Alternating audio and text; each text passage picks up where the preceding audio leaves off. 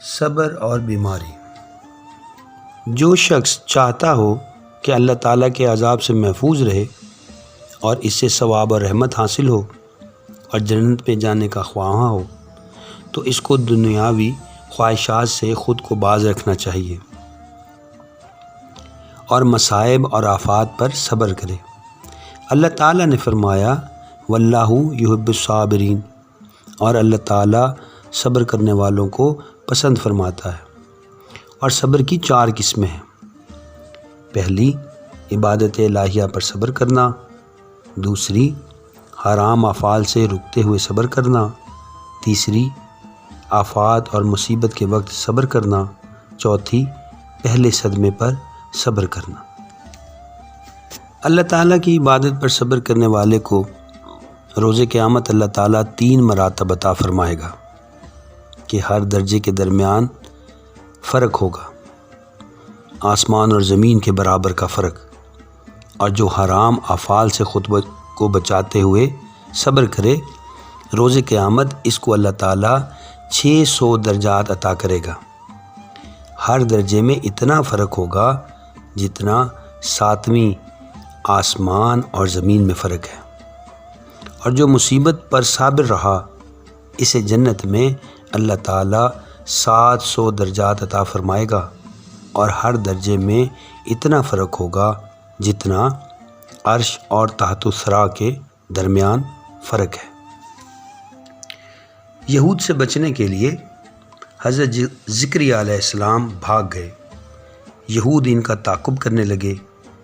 یہود جب قریب آ گئے تو حضرت زکریا علیہ السلام نے دیکھا کہ ایک درخت ہے۔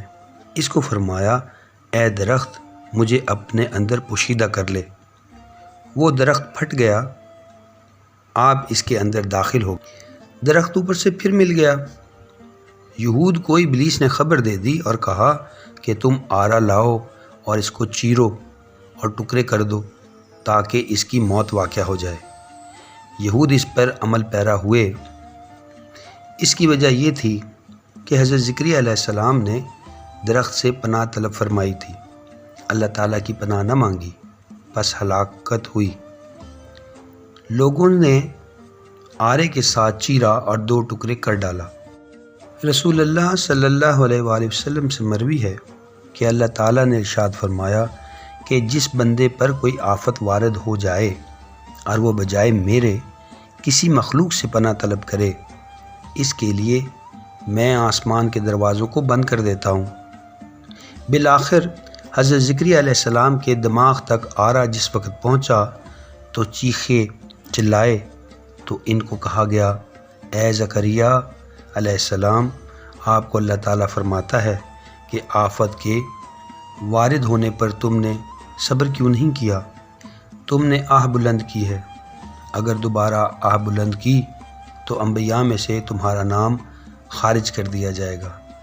پس حضرت زکریا علیہ السلام نے اپنے ہونٹ اپنے دانتوں میں دبا لیے اور برداشت کیا۔ لوگوں نے ان کے بدن کو چیرا اور 2 ٹکڑے کر ڈالا۔ اسی لیے صاحب عقل شخص کو آفت پر صبر کرنا چاہیے، شکایت نہ کرے تو دنیا اور آخرت کے عذاب سے محفوظ ہوگا، کیونکہ سب سے بڑھ کر انبیاء اولیاء پر ہی آفتیں وارد ہوتی ہیں۔ حضرت جنید رحمۃ اللہ علیہ فرماتے ہیں عارفوں کا چراغ اور سالکوں کی بیداری اور اہل ایمان کی اصلاح اور اہل غفلت کی ہلاکت آفت سے ہوتی ہے۔ مزید فرمایا ایمان کی حلاوت آفت وارد ہونے سے ہی حاصل ہوتی ہے، جب کہ وہ اس پر راضی ہو اور صبر کرے۔ رسول اللہ صلی اللہ علیہ وآلہ وسلم کا ارشاد پاک ہے کہ جو شخص 1 رات بیمار رہا اور اس نے اس پر صبر کیا اور اللہ تعالیٰ کے ساتھ راضی رہا، وہ گناہوں سے یوں پاک ہو جائے گا جیسے اس کی والدہ نے اس کو آج ہی جنم دیا ہو۔ جب تم کو مرض ہو جائے تو عافیت کی تمنا کیا کرو۔ اور حضرت ضحاک رحمۃ اللہ علیہ نے فرمایا کہ اگر کوئی آدمی ہر 40 رات کے دوران 1 مرتبہ بھی آفت میں نہ پڑے یا کسی پریشانی میں مبتلا نہ ہو، اس کے واسطے اللہ تعالیٰ کے نزدیک کچھ بھلائی نہیں ہے۔ اور حضرت معاذ بن جبل رضی اللہ تعالیٰ عنہ سے مروی ہے کہ فرماتے ہیں، جس وقت کسی شخص کو اللہ تعالیٰ کسی مرض میں مبتلا کرتا ہے تو اللہ تعالیٰ بائیں جانے والے فرشتے کو اپنا قلم روک لینے کا حکم فرما دیتا ہے اور دائیں جانے والے فرشتے کو حکم فرما دیتا ہے کہ میرے بندے کے حق میں وہ عمل درج کرو سب سے بہتر عمل کرتا تھا۔ اور رسول اللہ صلی اللہ علیہ وآلہ وسلم نے ارشاد فرمایا ہے کہ جب ایک بندہ بیمار پڑتا ہے تو اس کی طرف اللہ تعالیٰ 2 فرشتوں کو بھیج دیتا ہے اور انہیں فرماتا ہے کہ تم دیکھتے رہو کہ میرا بندہ کیا کہتا ہے۔ وہ بندہ اگر رب تعالیٰ کی حمد کرتا ہے تو فرشتے اسے حمد باری تعالیٰ کے حضور پیش کر دیتے ہیں، اگرچہ خود اللہ تعالیٰ کو بھی معلوم ہی ہوتا ہے۔ پھر اللہ تعالیٰ فرماتا ہے کہ مجھ پر میرے بندے کا حق ہے کہ اگر اسے وفات دی جائے تو اسے جنت میں داخل کیا جائے، اور اگر میں اسے تندرستی عطا کروں تو اس کے گوشت سے بہتر گوشت اور اس کے خون سے بہتر خون اس کو عطا کروں اور اس کے گناہ کو معاف کر دوں۔ حقائق ہے کہ ایک آوارہ قسم کا شخص بنی اسرائیل میں تھا۔ وہ برائی سے نہیں رکتا تھا، یہاں تک کہ شہر کے تمام لوگ اس سے بڑے بیزار ہو چکے تھے اور وہ اس کو برائی کے ارتکاب سے نہ روک سکے تھے۔ پس سب لوگ اللہ تعالیٰ سے زاری و درخواست کرنے لگے تو اللہ تعالیٰ کی طرف سے حضرت موسیٰ علیہ السلام کو وحی فرمائی گئی کہ بنی اسرائیل میں موجود فلاں نوجوان آوارہ کو شہر سے خارج کر دیا جائے تاکہ اس کے باعث اس شہر پر عذاب نازل نہ ہو۔ پس موسیٰ علیہ السلام وہاں تشریف لائے اور اس نوجوان کو شہر سے باہر نکال دیا اور وہ قریب کی دوسری بستی میں چلا گیا۔ اللہ تعالیٰ نے حضرت موسیٰ علیہ السلام کو حکم فرمایا کہ اسے اس بستی سے بھی نکال دو۔ پس حضرت موسیٰ علیہ السلام نے اسے اس بستی سے بھی نکال دیا۔ پھر وہ ایک ویران سی جگہ میں چلا گیا۔ اس ویرانے میں کوئی جاندار موجود نہ تھا، نہ ہی وہاں کوئی سبز پودا تھا اور نہ ہی جنگلی جانور، اور کوئی پرندہ تک نہ تھا۔ وہ نوجوان بستی میں بیمار ہو گیا، جبکہ پاس کوئی مدد کرنے والا بھی نہ تھا۔ بس وہ مٹی پر گرا، اپنا سر مٹی پر رکھ دیا اور منہ سے کہنے لگا، کاش اس وقت یہاں میرے پاس میری والدہ ہوتی، اس سے مجھ پر رحم آتا اور میری اس ذلت پر وہ آنسو بہاتی۔ کاش یہاں میرا باپ موجود ہوتا، وہ میری مدد فرماتا اور مجھے معاونت حاصل ہوتی۔ کاش کہ میری بیوی ہی میرے پاس موجود ہوتی، کاش کہ میری بیوی ہی میرے پاس موجود ہوتی، وہ میری جدائی و فراق میں یہاں روتی۔ کاش کہ میری اولاد ہی یہاں موجود ہوتی، جو میرا جنازہ اٹھنے پر گریا کرتی اور زبان سے کہتی، اے اللہ ہمارے اس پردیسی والد کو معاف فرما دے جو بڑا کمزور ہے اور آوارہ ہے اور تیرا نافرمان ہے، جسے شہر سے نکال باہر کیا گیا ہے۔ وہ بستی میں سے چلا گیا، پھر وہ بستی سے نکال لے جانے پر ویرانے میں آ گیا، اور آج اس ویرانے سے بھی یعنی اس دنیا سے ہی خارج ہو کر اور ہر چیز سے بالکل نا امید ہو کر آخرت کو جا رہا ہے۔ اس نوجوان نے بے بسی کے عالم میں اللہ سے گزارش کی، اے اللہ مجھے تو نے اپنے ماں باپ سے، اولاد اور زوجہ سے دور کر دیا، مگر اب اپنی رحمت سے دور نہ کر۔ میرے دل کو ان کی جدائی میں تو نے جلایا ہے، اب تو میری نافرمانی کی وجہ سے مجھے جہنم میں نہ ڈال۔ پس اس کی والدہ کی صورت میں اللہ تعالیٰ نے ایک حور کو بھیجا، اور ایک حور اس کی زوجہ کی صورت میں بھیجی، اور ایک فرشتے کو اس کے والد کی شکل میں بھیجا۔ وہ سب اس کے قریب آ کر بیٹھ گئے اور اس پر گریہ کرنے لگے۔ اس نے کہا، کہ یہ میرے ماں باپ ہیں اور یہ میری زوجہ اور اولاد ہیں اور میرے پاس آ گئے ہیں۔ وہ خوش ہو گیا اور آخرت کو سدھارا۔ اب وہ گناہوں سے پاک تھا کیونکہ اللہ تعالیٰ اس کو معاف کر چکا تھا۔ اب موسیٰ علیہ السلام کو پھر اللہ تعالیٰ نے وحی فرمائی کہ ویرانے میں فلاں مقام پر جا، میرا ایک دوست فوت ہو گیا ہے، میرے اس دوست کی تکفین و تدفین کر۔ حضرت موسیٰ علیہ السلام وہاں پہنچے اور اس نوجوان شخص کو دیکھا جسے آپ نے بحکم الہی پہلے شہر سے پھر بستی سے نکال دیا تھا۔ آپ نے دیکھا کہ اس کے پاس حوریں بیٹھی ہیں، تو حضرت موسیٰ علیہ السلام نے اللہ تعالیٰ کی بارگاہ میں عرض کیا، اے باری تعالیٰ، یہ تو وہی نوجوان ہے جو تیرے ہی حکم پر شہر اور بستی سے نکال دیا گیا تھا۔ اللہ تعالیٰ نے فرمایا، اے موسیٰ، اس پر میں نے رحم فرمایا، اس کے گناہوں کو بخش دیا ہے، کیونکہ یہاں پر وہ وطن، اپنے ماں باپ اور اپنے اہل و عیال سے جدائی میں رویا تھا۔ میں نے ایک حور کو اس کی والدہ کی شکل میں، ایک فرشتہ اس کی والد کی شکل میں اور ایک حور کو اس کی بیوی کی شکل میں اس کے پاس بھیج دیا، تو انہوں نے اس کی مسافر جیسی حالت میں اس کے واسطے رحم کی درخواست کی، کیونکہ کوئی غریب الوطن جب وفات پا جاتا ہے تو اس پر زمین و آسمان والے روتے ہیں، تو میں کیوں نہ اب اس پر رحم فرماؤں، میں تو سب سے بڑھ کر رحیم ہوں۔ کوئی غریب الوطن جب حالت نزاع میں ہو تو اللہ تعالیٰ ارشاد فرماتا ہے اپنے فرشتوں سے، اے فرشتوں، یہ مسافر ہے، اپنے ماں باپ، اہل و عیال اور اپنی اولاد سے بھی دور ہے، اس کے مرنے پر کسی نے نہ رونا ہے نہ غم زدہ ہونا ہے۔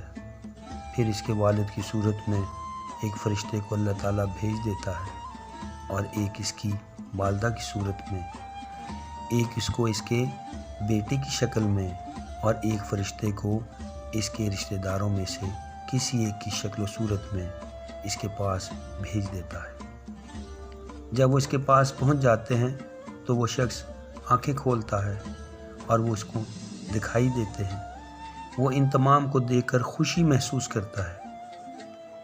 اسی خوشی کی حالت میں وہ وفات پا جاتا ہے۔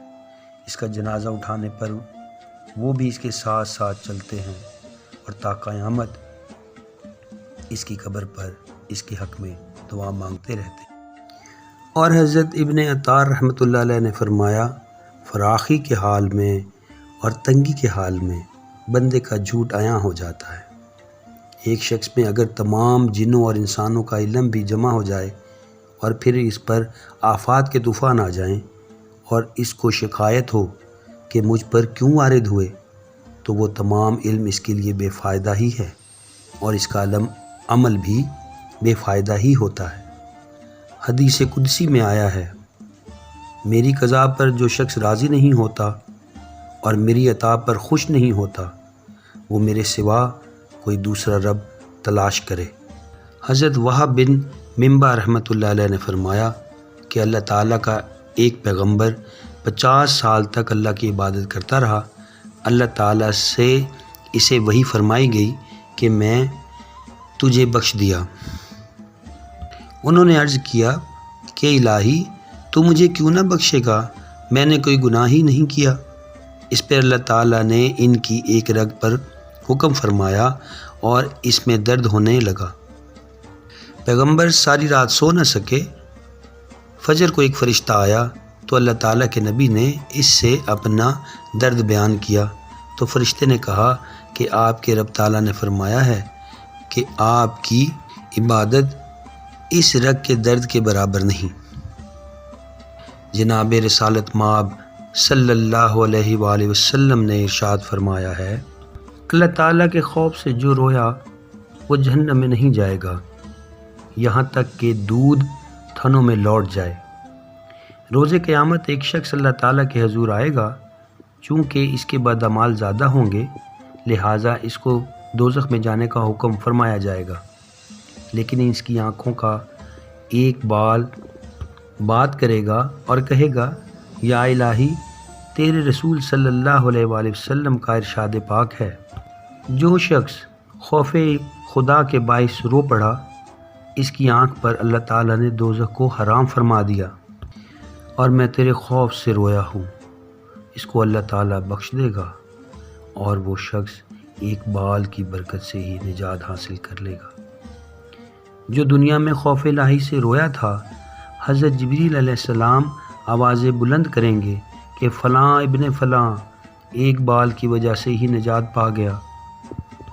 جب قیامت برپا ہوگی تو وہ خفیف ہو کر دوزخ پہ لایا جائے گا، ہر قوم شدت خوف سے گھٹنوں کے بل گر جائے گی۔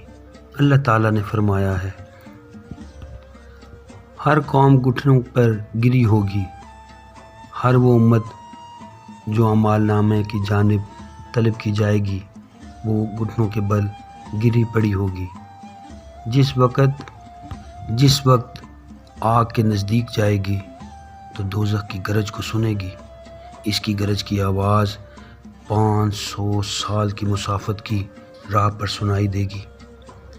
ہر شخص ہی نہیں، انبیاء علیہ السلام بھی نفسی نفسی کہیں گے، جبکہ رسول اللہ صلی اللہ علیہ وآلہ وسلم امتی امتی پکار رہے ہوں گے۔ دوزخ میں شعلے مانند پہاڑوں کے بلند ہو رہے ہوں گے۔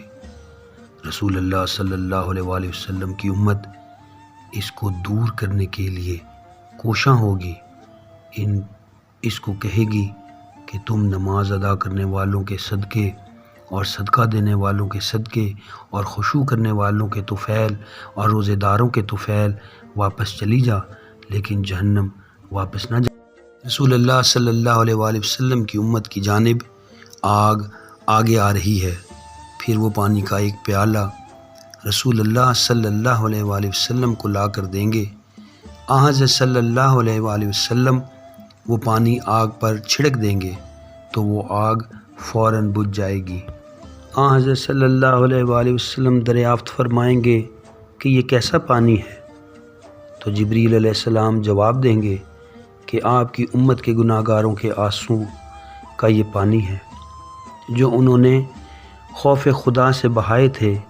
مجھے آج حکم فرمایا گیا ہے کہ آپ کو یہ پانی دے دوں تاکہ آپ اس کو آگ پر چھڑک دیں اور وہ بحکم الہی ٹھنڈی ہو جائے۔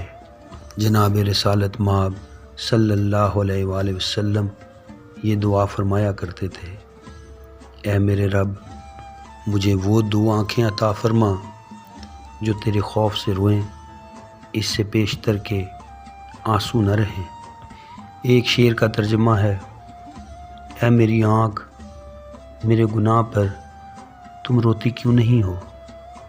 میری عمر تو میرے ہاتھوں سے جا رہی ہے اور مجھے ادراک نہیں ہے۔ رسول اللہ صلی اللہ علیہ وآلہ وسلم سے مروی ہے، جس ایمان والے بندے کی آنکھوں میں سے باوجہ خوف الہی ایک مکھی کے سر کے برابر بھی آنسو نکلا، جس سے اس کا چہرہ گرم ہو گیا، اس کو جہنم کی آتش ہرگز مس نہ کرے گی۔ حکایت ہے، حضرت محمد بن منظر جس وقت روتے تھے تو آنسوؤں کو چہرے اور داڑھی پر ملتے ہوئے کہا کرتے تھے، میرے علم میں آیا ہے کہ جہاں پر آنسو لگ جاتے ہیں اس جگہ کو آگ مس نہ کرے گی۔ پس ایماندار کو اللہ تعالیٰ کے عذاب سے خوف زدہ رہنا چاہیے اور خود کو نفس کی خواہشات سے باز رکھے۔